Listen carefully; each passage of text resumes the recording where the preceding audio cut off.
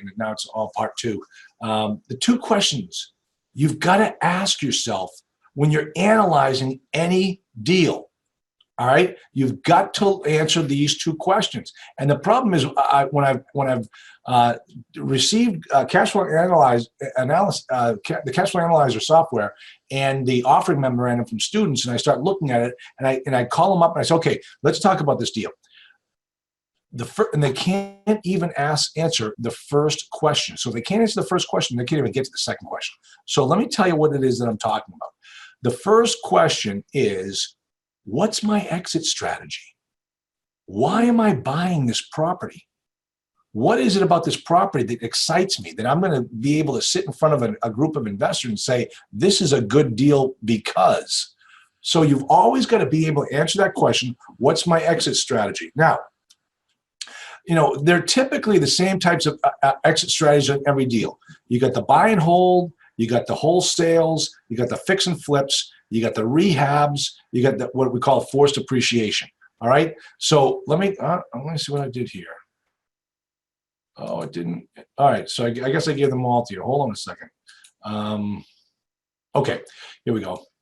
I didn't fix that. So the buy and hold properties are those properties that they're strong properties. They have steady increases of the cash and cash return and the internal rate of return every single year. I mean, you're increasing the rents. It's an easy to own and operate property. That's the type, buy and hold. Now you can have combinations of these two. Like look at what Corbin's doing. He's doing a rehab, but then he's going to hold it. Okay, so you've got different combinations. That when you talk to Corbin, when I was asking the question, I said, my thought was, how are we going to refinance this out? I mean, how much equity will you have? Will you be able to flip it? Are you going to fix and flip it? And he says, no, I'm going to rehab it. I'm going to fix it up, and then I'm going to keep it. And I'm going to, just use that as my launching pad for my next property. So you can have multiple exit strategies as we go through the deal. Now, wholesales. Listen, guys, I put this up here, but in the multifamily world, it's a tough business to be into wholesale. And I know I've got a course up there on wholesaling, but the thing is, okay, Doug Benson. Can someone please silence Doug Benson? I'm so sick and tired of him throwing that C-class property line in my face. Jeez. Love you, Doug. But the wholesaling is, the only way that you're going to make wholesaling work is if you steal the property. Okay, because you're going to put your VIG in there, and then you're going to make it enough so that another buyer is going to come in there and sweep it up and be able to finance it very quickly. So wholesaling, I remember, my gosh, I was teaching at a RIA club one time, and they had haves and wants section where people would get up and talk about the deals that they had. And I saw this one guy get up there, and it's like he had just got out of somebody's weekend wholesaling course. And he said, like, yeah, I bought this property. It's, I bought it for $195, and the after repair value was $200, and I want to wholesale it. And you're like, what's this guy talking about? This guy obviously doesn't get it. But that's, if you don't have a huge spread in the deal, and like for instance, Corbin's got, he's buying for $100,000. He could flip that contract tomorrow and make quick money easily. That's a perfect wholesale opportunity. But that's not what every deal is like. All right, now fix and flips. What do you get when you fix and flips? And what we're trying to do here is I'm trying to show you what the cash flow analyzer is going to have to look like in order to make this deal jump out. Now remember, when you're doing a fix and flip, and some of these are going to match together, when you're doing a fix and flip, the funding, you got to put into the cash flow analyzer the funding for the rehab. So like for instance, I'm going to keep using Corbin. It's actually working out perfectly. Corbin says I'm going to need $100,000.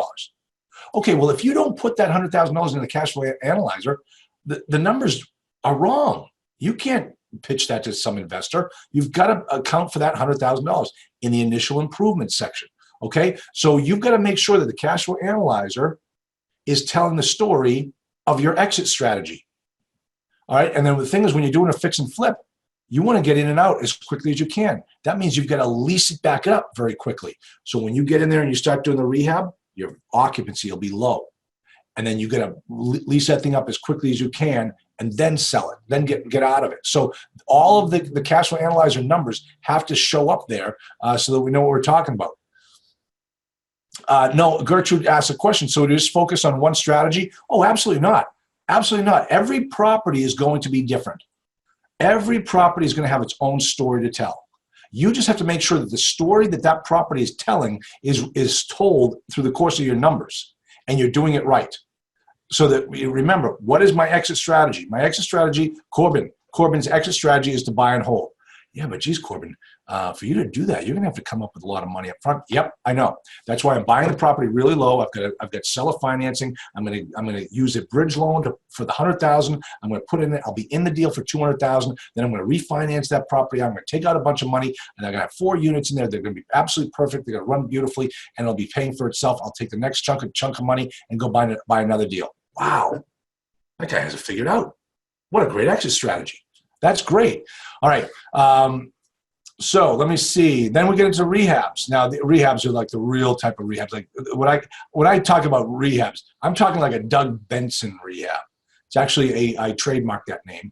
It's called Doug Benson Rehabs TM. And so that way, what you're really doing in that case is you're going in and you're kicking everybody out, and you're turning every single unit right away as fast as you can, getting it at least back up, and then either holding it or selling it, refinancing it. So many different options doing a rehab. But also the rehab comes into our next section, part 2 of this conversation. It has to do with the financing. So when you're doing a rehab, your numbers have to, once again, show all the funding costs right up front. And then you better drop that rental income number, because you're kicking everybody out. This property's not making a dime. And then you got to show the increase in the rent. So you got the rents as of today, which are going to drop down, and then the after repair value rents, and that's going to explain why you're really driving that property. So that's what we do with a rehab. That's why Doug Benson Rehab TM can make you a lot of money and make you filthy rich as you sit in your clogs in your Lansing, Michigan home. All right, and the final one, which I love, and this is one this is where millionaires are made. All we're really doing here is just running the property the right way. But they call it, the terminology for it is called forced appreciation. That's where you're just driving that NOI. You're driving the NOI, because when you drive that NOI, which is the only thing that you can control, when you drive that NOI, you're going to increase your net worth very significantly. And the way you do that is you find a property with below market rents and you increase them. And then you get control of those expenses, because the property is running at a 60% expense ratio when it should be running at the at about a 45% expense ratio. That's like that property that I use in my teaching, the Bent Creek property. Let me see. Look at Tom Hickey. He says, just remember, in a rehabbed C-class property, the tenants are slightly behind the construction crew, undoing most of the improvements. Wow, you got to do a little bit better screening there, Hickey, for your customers. That is for sure. So that's the first thing. The first question you have to ask is, what is your exit strategy? And when you guys send me deals, I'm going to start hitting you up with this. You better have the answer for these questions.